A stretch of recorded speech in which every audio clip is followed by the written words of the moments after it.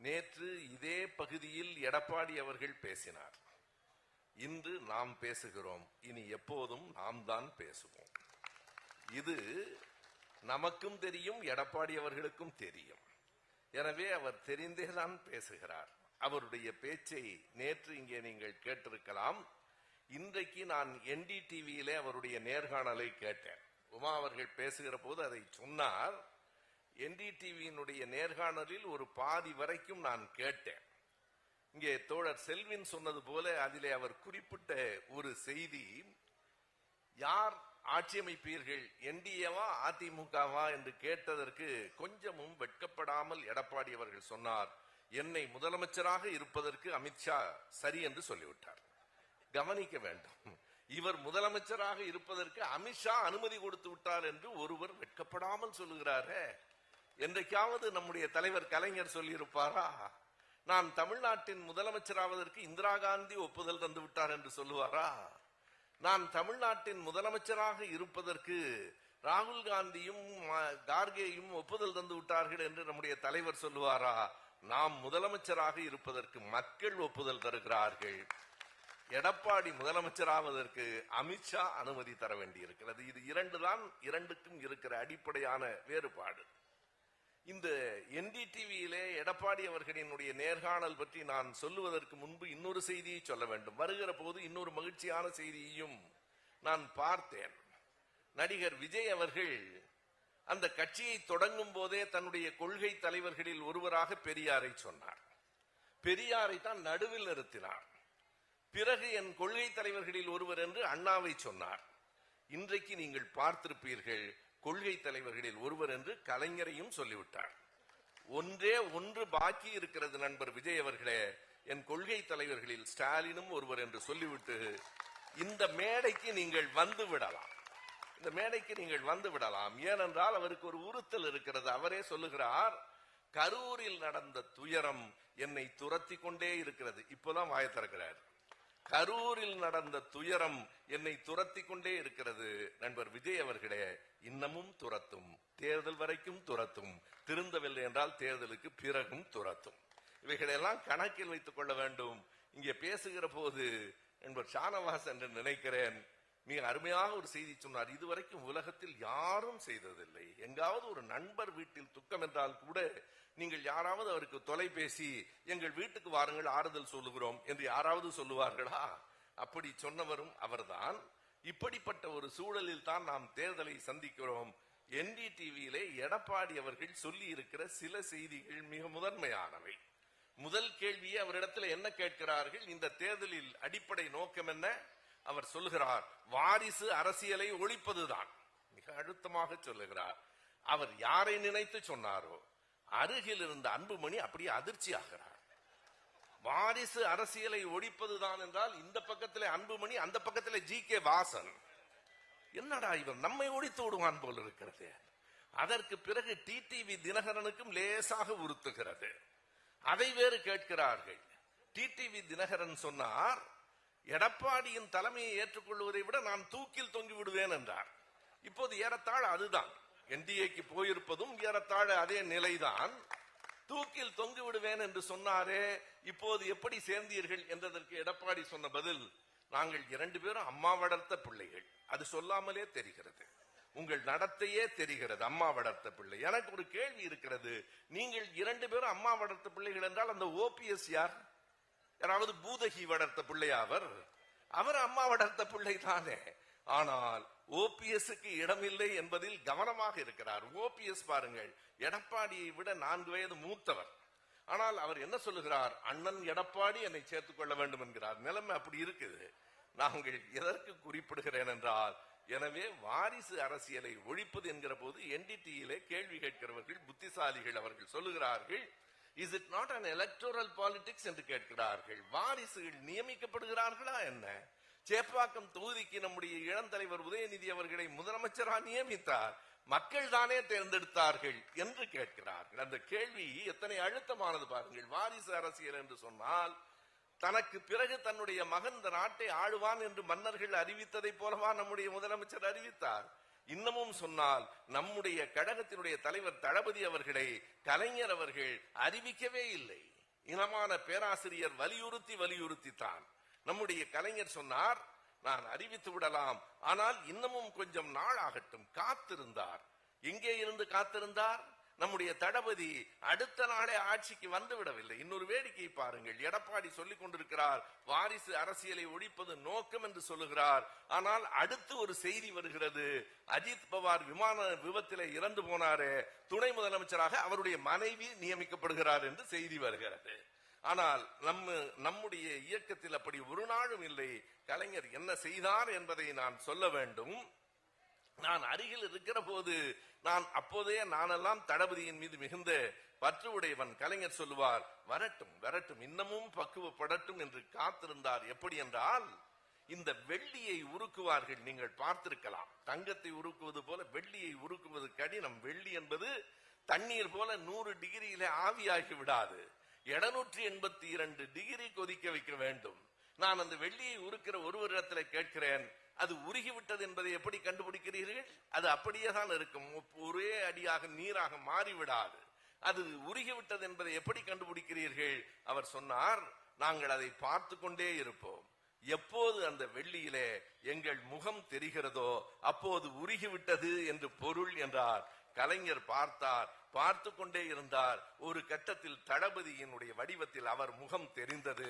இவர்தான் தலைவர் என்கிற முடிவுக்கு வந்தார். எத்தனை கவனமாக, எத்தனை இயல்பாக, எத்தனை இயக்கத்திலே அவரை பயிற்றுவித்து தளபதி எங்கே இருந்து வந்தார்? கிடை செயலாளரில் இருந்து வந்தேன் என்று எடப்பாடி சொல்லுகிறார்.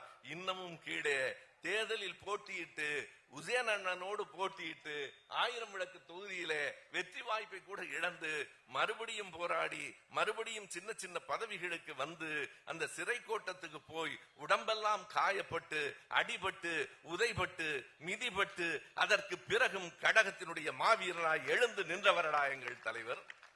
அவர் பட்ட சித்திரவதைகள், அவர் கண்ட வேதனைகள், அவர் கழகத்திற்கு உழைத்த உழைப்பு, இன்றைக்கு அவர் இந்த இடத்திற்கு வந்திருக்கிறார் என்றால் நேற்றுக்கு தொடங்கி இன்றைக்கு வந்துவிடவில்லை.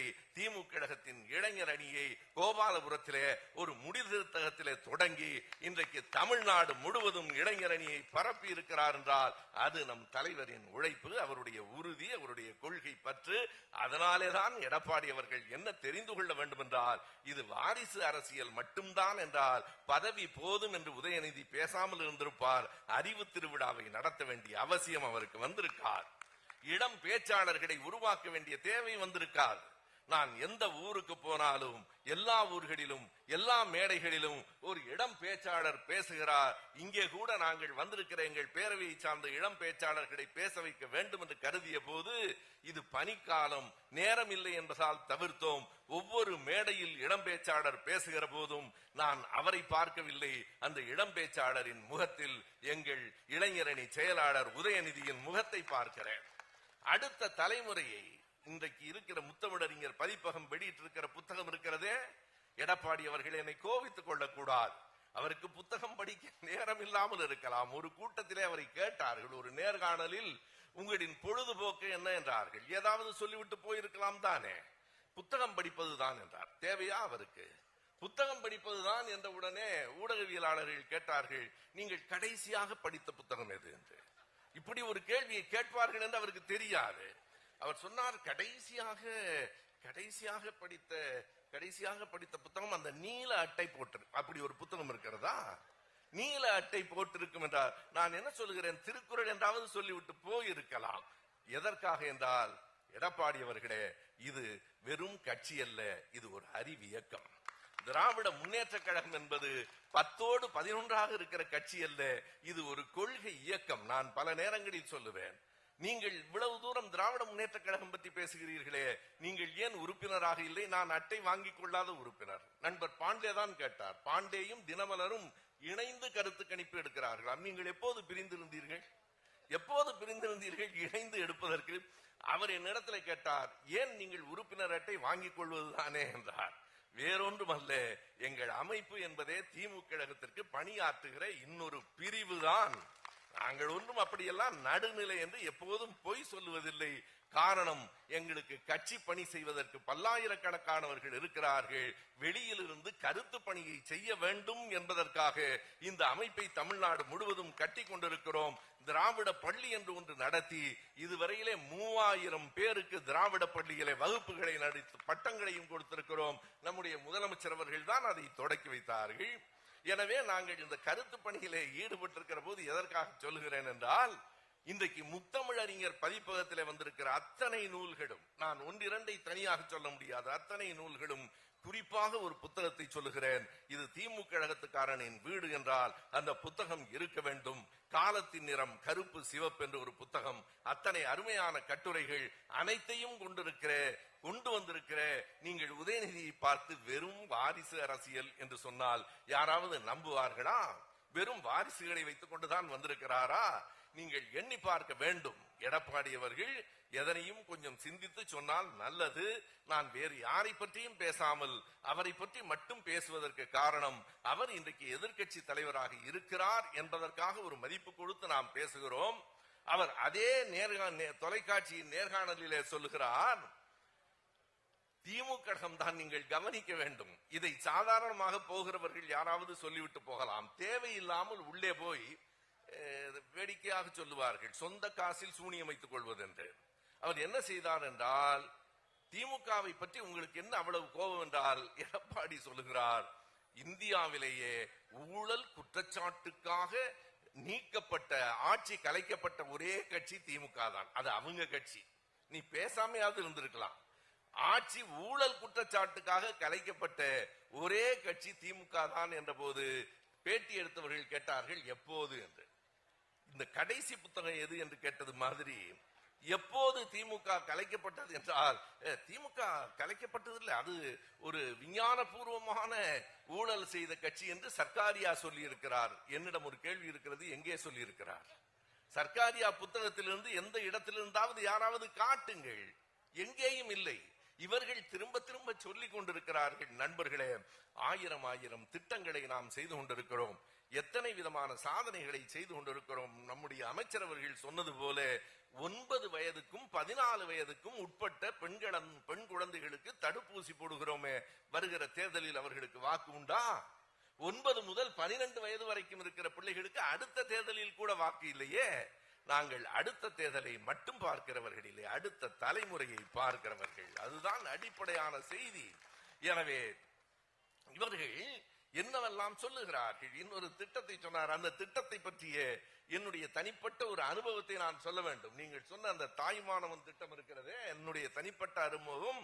ஒரு நாள் எங்கள் வீட்டிலே வந்து கதவை தட்டினார்கள். யார் என்று நானும் என் மனைவியும் கேட்டோம். ரேஷன் கடையில இருந்து வந்திருக்கிறோம் என்றார்கள். ஏதாவது கையெழுத்து போட வேண்டுமா என்று கேட்டோம். இல்லை, ரேஷன் 70 வயதானவர்களுக்கு வீட்டிலேயே கொண்டு வந்து ரேஷனை கொடுக்க சொல்லி இருக்கிறார்கள், எனவே வந்தோம் என்ற போது எங்களுக்கு கொஞ்சம் வருத்தமாக இருந்தது. எதற்கென்றால், நமக்கு 70 வயதுக்கு மேலாகிவிட்டது என்று எனக்கு நினைவுபடுத்தப்பட்டது என்றாலும் கூட அதிலே ஒரு மகிழ்ச்சி தானே. வீட்டுக்கு வந்து பொருள்களை கொடுத்த அரசு உண்டா? நீங்கள் எண்ணி பாருங்கள். பெண்களே, தாய்மார்களே, நீங்கள் எண்ணி பாருங்கள். எத்தனை மணி நேரம் நாம் ரேஷன் கடையிலே காத்து கிடந்தோம். ரேஷன் கடை வீட்டுக்கு வருகிறது. இது இந்த ஆட்சியினுடைய பெரிய சாதனை அல்லவா? வயதானவர்களுக்கு, இளைஞர்களுக்கு, பிள்ளைகளுக்கு, அத்தனை பேருக்குமான அரசாக இந்த அரசு தொடர்ந்து கொண்டிருக்கிறது. இதெல்லாம் தவிர்த்து விட்டு நீங்கள் மீண்டும் மீண்டும் சொல்லுகிற அந்த செய்திகள் எண்ணி பார்க்க வேண்டும். எத்தனை விதமான சாதனைகளை தொடர்ந்து இந்த அரசு செய்து கொண்டிருக்கிறது. செய்ய வேண்டும் என்பதற்காக உங்களிடத்திலே வாக்குகளை கேட்கிறோம். இன்னும் சொன்னால், உங்களிடத்திலே வாக்கு கேட்பதற்காக இந்த கூட்டம் இல்லை. நீங்கள் எல்லோரும் போய் எல்லோரிடத்திலும் வாக்குகளை கேட்க வேண்டும் என்பதற்காக இந்த கூட்டம். திண்ணை பிரச்சாரம் செய்யுங்கள். ஒவ்வொரு வீட்டிலும், அக்கம் பக்கத்தில் வீடுகளுக்கு சொல்லுங்கள். எல்லோரிடத்திலும் இந்த நன்மைகளை எடுத்து சொல்லுங்கள். வெறுமனே நாம் வாக்குகளை கேட்கவில்லை. உண்மையாக எதற்காக என்னவெல்லாம் செய்து பார்க்கிறார்கள்? கூட்டணியை கலைத்து விட முடியுமா என்று பார்க்கிறார்கள். காங்கிரஸ் கட்சி வெளியே போகிறது என்கிறார்கள். ஆனால் கனிமொழி அங்கே இருந்து சொல்லுகிறார், நானும் ராகுலும் பேசினோம், ஏறத்தாழ நல்ல முடிவை நோக்கி போய் கொண்டிருக்கிறோம் என்று சொல்லுகிற போது எடப்பாடி சொல்லுகிறார், டெல்லிக்கு போய் கெஞ்சுகிறார்கள். அதற்கு அண்ணன் ப. சிதம்பரம் மிக அருமையாக சொன்னார், இரண்டு கட்சியின் தலைவர்கள் பேசிக் கொள்வது கெஞ்சுவது என்றால் காலில் விழுவதற்கு என்ன பொருள் என்று கேட்டார். இந்த கேள்விக்கு எடப்பாடியிடம் இப்படி சிக்கலான கேள்விகளாக வந்து விடுகின்றன. அவர் என்ன செய்வார்? நீங்கள் இரண்டு கட்சியின் தலைவர்கள், கனிமொழி அவர்கள் நம் கட்சியின் துணை பொதுச் செயலாளர், இரண்டு பேரும் இரண்டு கட்சியின் தலைவர்கள் பேசிக் கொள்வது கெஞ்சுவது என்று சொன்னால் காலில் விழுவதற்கு என்ன பெயர்? அதுவும் சும்மா காலில் விழவில்லை, தவழ்ந்து போய் காலில் விடுகிற நம்முடைய எடப்பாடி அவர்களே, உங்களை பற்றி பேச வேண்டிய தேவையை எங்களுக்கு உருவாக்குகிறீர்கள், அதற்கு என்ன பொருள்?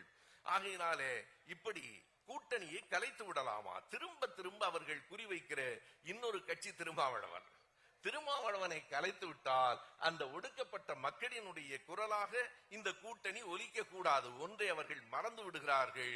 20 ஆண்டுகளாக கலையாமல் சேர்ந்திருக்கிற கூட்டணி இந்த கூட்டணி தான். எனவே அதை கலைத்து விடலாமா என்று பார்க்கிறார்கள். எடப்பாடி சொன்னதாவது சாதாரணமாக சொன்னார். அண்ணன் ப. சிதம்பரம் ஒரு கேள்வி கேட்டார். ஆனால் திருமாவளவன் மேடையிலே எப்படி சொன்னார் என்று நீங்கள் கேட்டிருப்பீர்கள். அந்த வரியை அவர் சொன்ன மாதிரியே நான் திரும்ப சொல்லுகிறேன். திருமாவளவன் சொன்னார், அதிமுக ஆட்சிக்கு வருகிறது என்றால் பாஜக ஆட்சிக்கு வருகிறது என்று பொருள், பாஜக ஆட்சிக்கு வருகிறது என்றால் RSS ஆட்சிக்கு வருகிறது என்று பொருள், RSS ஆட்சிக்கு வருகிறது என்றால் சனாதனம் ஆட்சிக்கு வருகிறது என்று பொருள், சனாதனம் ஆட்சிக்கு வருகிறது என்றால் பார்ப்பனியம் ஆட்சிக்கு வருகிறது என்று பொருள். அதை ஒரு நாளும் இந்த பெரியார் மண் அனுமதிக்காது என்று முழக்கமிட்ட அந்த நேரத்திலே தான் நான் எண்ணி பார்த்தேன். பேசாமல் இருந்து தொலைத்திருக்கலாம்.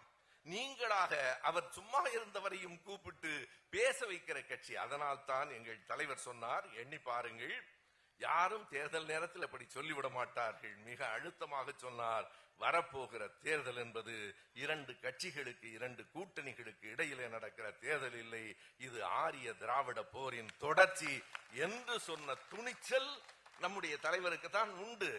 சொல்லுவார்களா? தேர்தல் நேரத்தில் சொல்லுவார்களா? எந்த நேரமாக இருந்தாலும் எது உண்மையோ அதை சொல்லுவோம். அதை சொல்லுகிற துணிச்சல் எங்களுக்கு உண்டு, சொல்லுகிற ஆற்றல் எங்களுக்கு உண்டு, சொல்லுகிற கொள்கை அடித்தளம் எங்களுக்கு உண்டு என்பதால் நம்முடைய தலைவர் சொன்னார், இது ஆரிய திராவிட போராட்டத்தின் தொடக்கம். அதனால் தான் இன்றைக்கு எதிர்கட்சிகளுக்கு மட்டும் அச்சமாக இல்லை. நம்முடைய வெற்றி செய்தி வருகிற போது இங்கே இருக்கிற ஆளுநருக்கு வேறு அச்சமாக இருக்கிறது. ஆளுநர் மறுபடியும் வெளிநடப்பு செய்ய முடியாது. ஏனென்றால் ஆளுநர் பதவியையே வெளிநடப்பு செய்ய வைத்துவிட வேண்டும் என்று முதலமைச்சர் சொல்லி இருக்கிறார். எண்ணி பாருங்கள், ஒரு பள்ளிக்கூடத்தில் தொடக்க பள்ளியில் ஆசிரியராக சேருவதற்கு கூட பல தகுதிகள் தேவைப்படும். உண்டா இல்லையா? பல்வேறு விதமான தகுதிகள் தேவைப்படும். ஆனால் இந்திய அரசமைப்பு சட்டத்தின் 157, 158 பிரிவுகள் ஆளுநராக இந்தியாவில் வருவதற்கு என்ன தகுதி என்று சொல்லுகிறது. இந்தியாவில் எந்த மாநிலத்தில் வேண்டுமானாலும் ஒருவர் ஆளுநராக வர வேண்டும் என்றால் அவருக்கு 4 தகுதிகளைத்தான் இந்திய அரசமைப்பு சட்டத்தின் 157, 58 பிரிவுகள் சொல்லுகின்றன. வழக்கறிஞர்கள் இந்த கூட்டத்திலே இருப்பீர்கள், நான் சொல்லுவது பொய்யில்லை என்று உங்களுக்கு தெரியும். அந்த 4 தகுதிகள் என்னென்ன தெரியுமா? அவர் இந்திய குடிமகனாக இருக்க வேண்டும். 2, 35 வயது ஆகியிருக்க வேண்டும். 3, சட்டமன்றத்திலோ நாடாளுமன்றத்திலோ உறுப்பினராக இருக்கக்கூடாது. 4வது, தனியாக தொழில் செய்யக்கூடாது. அவ்வளவுதானே ஆளுநருக்கான தகுதி. நீங்கள் யோசித்து பார்த்தால் இந்த கூட்டத்தில் ஒரு 200, 300 பேர் ஆளுநராக தகுதி உடையவர்கள். 35 வயதாகி இருந்தால் போதும். இந்திய குடிமகனாக இருக்க வேண்டும். தொடக்கப்பள்ளி ஆசிரியருக்கு கூட கூடுதலான தகுதிகள் தேவைப்படுகின்றன, ஆளுநருக்கு தேவைப்படவில்லை. ஆனால் அத்தனை ஏக்கரிலே அவருக்கான இடம் இருக்கிறது. நான் பல கூட்டங்களில் சொல்லிக் கொண்டிருக்கிறேன், ஆளுநர் மாளிகையிலே இருக்கிற வரைக்கும் ஒரு 2 BHK போதும், 2 பெட்ரூம் போதும், அவர் இருப்பதற்கும் அலுவலகத்துக்கும் போதும். எனவே ஆளுநருக்கு என்ன தோன்றுகிறது என்றால், இது என்ன நடக்குமோ அதுதான் இங்கே செல்வின் வாசித்து காட்டினாரே. என்ன தீர்மானத்தை போட்டிருக்கிறார்கள்? நம் ஆளுநருக்காகவே போடப்பட்ட தீர்மானம் அது. நாங்கள் பதவிக்கு வந்துவிட்டால் தேசிய கீதம் பாடப்படும். அதோடு நிறுத்தவில்லை, நேரம் இருந்தால் தமிழ் தாய் வாழ்த்து. என்னடா, எங்கள் மண்ணில், எங்கள் நாட்டில், எங்கள் மொழி உனக்கு நேரம் இருந்தால் பயன்படுகிற மொழியா? சரி, எப்போதாவது நேரம் வந்தால் உன்னை மக்கள் கவனிப்பார்கள். எங்கள் தமிழ் மொழியை, எங்கள் தாய்மொழியை, எங்கள் தமிழ்தாய் வாழ்த்தை புறக்கணிக்கிறவனை இந்த மண் புறக்கணிக்கும் என்று உரத்து சொல்லுகிற கூட்டம் தான் இந்த கூட்டம். நாம் செய்திருக்கிற சாதனைகளை நாம் சொல்லுவது வேறு. நேற்றைக்கு ஒருவர் சொல்லி இருக்கிறார், எங்கே எடப்பாடி அவர்கள் இந்த பகுதியில் பேசிக் கொண்டிருந்தாரோ அதே நேரத்தில் நாடாளுமன்றத்தில் ஒருவர் பேசியிருக்கிறார். முன்னால் பேசிய நண்பர்கள் குறிப்பிட்டார்கள். அவர் யார் தெரியுமா? நிர்மலா சீதாராமன் என்ற ஒரு சாந்தமான ஒரு அமைச்சர். அவர் ஜெயலலிதா மாதிரியே இருப்பார், கர்வமே கிடையாது அவருக்கு. அவர் என்ன சொன்னார் என்றால், நேற்றைக்கு நான் சொல்லுவது நண்பர்களே, நீங்கள் வீட்டுக்கு போன உடனே செய்தித்தாள் எடுத்து பாருங்கள். இந்த மேடைகளுக்கே இருக்கிற ஒரு பெரிய தனித்தன்மை என்ன தெரியுமா? நான் அதைத்தான் சொல்லுவேன். இந்த மேடைக்கு இருக்கிற அழகு, நான் படித்திருக்கிறேன், நான் பட்டம் பெற்றிருக்கிறேன், அவர் மருத்துவராக இருக்கிறார் என்பதெல்லாம் இல்லையடா, இந்த இருவண்ண கொடியின் கீழ் நிற்கிறோம் என்பது எங்களுக்கு இருக்கிற பெருமை. எனவே இந்த மேடையிலே எப்போதும் என்றைக்கும் உண்மைகளை சொல்ல வேண்டும் என்பது அடித்தடம். நிர்மலா சீதாராமன் அவர்கள் எப்படி சொல்லி இருக்கிறார்? நிதி அமைச்சராக சொல்லி இருக்கிறார். அதுவும் அவருக்கான பெருமைகளை இன்றைக்கு ஊடகங்கள் சொல்லிக் கொண்டிருக்கின்றன. ப. சிதம்பரத்துக்கு அடுத்து 9வது முறையாக அவர்தான் மன்னிக்க வேண்டும், அல்வா கிண்டுவது நிதிநிலை அறிக்கைக்கு முதலில் அவர் அல்வா கிண்டி கொண்டிருக்கிறார். நிதிநிலை அறிக்கையை கொடுக்க போகிறார். ஒரு மரபு உண்டு, நிதிநிலை அறிக்கையை சமர்ப்பிப்பதற்கு முதல் நாள் பொருளாதார ஆய்வறிக்கையை கொடுக்க வேண்டும். பொருளாதார ஆய்வறிக்கை என்பது என்ன? எப்படி இருக்கிறது இந்த நாடு? இந்த நாடு எப்படி இருக்கிறது என்று நமக்கு தெரியும். 2024 ஜனவரி மாதத்தில் தங்கத்தினுடைய விலை 49,600 ரூபாய். எப்போது? சரியாக 2 ஆண்டுகளுக்கு முன்னால். இன்றைக்கு பெண்கள் நடமாடுவதே மிகப்பெரிய ஆபத்தாக இருக்கிறது. நான் உண்மையாக சொல்லுகிறேன், தாய்மார்களே, கொஞ்சம் நகைகளை போடுவதை குறைத்துக் கொள்ளுங்கள். காரணம், பாதுகாப்பு என்பது இந்த நாட்டில் இல்லாமல் போகிறது. ஒரு பெண்ணை கடத்தினால் 10 லட்சம் ரூபாய் கிடைக்கும் என்று கணக்கு போடுகிறவர்கள் நாட்டில் அதிகமாக இருக்கிறார்கள். வெள்ளியும் தங்கமும் விலை கூடுவது என்பது ஆபத்தின் நிலை கூடுகிறது என்பதனுடைய அடித்தளம். எவ்வளவு கூடுகிறது? நான் பிரதமராக வந்துவிட்டால் 1 அமெரிக்க டாலர் 1 ரூபாய்க்கு கிடைக்கும் என்று கூசாமல் ஒருவர் சொன்னாரே, இன்றைக்கு 1 அமெரிக்க டாலர் 90 ரூபாயை தாண்டி இருக்கிறது. நண்பர்களே, சின்னஞ்சிறிய நாடு சிங்கப்பூரிலே நீங்கள் $1 வாங்க வேண்டும் என்றால் இந்திய ரூபாயில 75 ரூபாய் கொடுத்தால் தான் சிங்கப்பூரில் $1 தருவான். நீ எவ்வளவு பெரிய நாடு, எவ்வளவு பெரிய பேச்சு! மோடி எத்தனை விதமான உடைகளை எல்லாம் அணிந்து கொண்டிருக்கிறார். அந்த பிரதமர் சாதாரணமாக இருக்கிறார், ஆனால் தங்கத்தின் விலை குறைவாக இருக்கிறது. அந்த பிரதமர் சாதாரணமாக இருக்கிறார், ஆனால் அவர்களின் ரூபாயின் மதிப்பு கூடுதலாக இருக்கிறது. எனவே ஒப்பிட்டு பாருங்கள். 2013 தங்கத்தின் விலை என்ன, இன்றைக்கு என்ன? 2013 அமெரிக்க டாலரின் மதிப்பு என்ன, இன்றைக்கு என்ன? 2013 1 லிட்டர் பெட்ரோல் என்ன விலை, இன்றைக்கு என்ன விலை?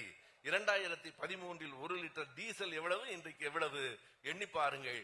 மோடி அவர்கள் வருவதற்கு முன்னால் வளர்ச்சிதான் என்னுடைய நோக்கம் என்றாரே, அந்த வளர்ச்சி இதுதான் என்பது இப்போது நமக்கு தெரிகிறது. போகட்டும், நிர்மலா சீதாராமன் அவர்களினுடைய ஆய்வறிக்கையிலே இருந்து 2 வரிகளை நான் சொல்லுகிறேன். அவர் சொல்லுகிறார், இந்தியா பொருளாதாரத்திலே முன்னேறி இருக்கிறது. இந்த உள்நாட்டு உற்பத்தி 100% கூடியிருக்கிறது என்று சொன்னால் எந்தெந்த மாநிலத்தால் எவ்வளவு சதவீதம் என்று அவர் ஒரு பட்டியல் சொல்லுகிறார். இந்தியா முழுவதும் எத்தனை மாநிலங்கள்? 28 மாநிலங்கள், 8 யூனியன் பிரதேசங்கள். இத்தனை 28 மாநிலங்களும் 8 யூனியன் பிரதேசங்களும் சேர்ந்து 100% கூடி இருக்கிறது என்றால் 28இல் ஒன்றாக இருக்கிற தமிழ்நாட்டினால் இந்தியாவுக்கு 4% வந்தால் பெரிது. நான் சொல்லவில்லை, நிர்மலா சீதாராமன் அவர்கள் ஆய்வறிக்கையிலே சொல்லுகிறார்.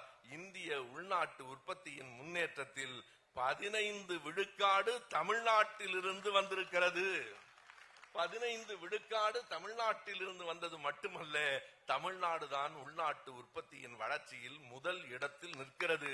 சொல்லும் போது அவருக்கு கொஞ்சம் வெட்கம் வருகிறது. எப்போதாவது அவருக்கு வெட்கம் வராது, அவருக்கே வெட்கம் வருகிறது என்றால் இவ்வளவு பெரிய செய்தி பாருங்கள்.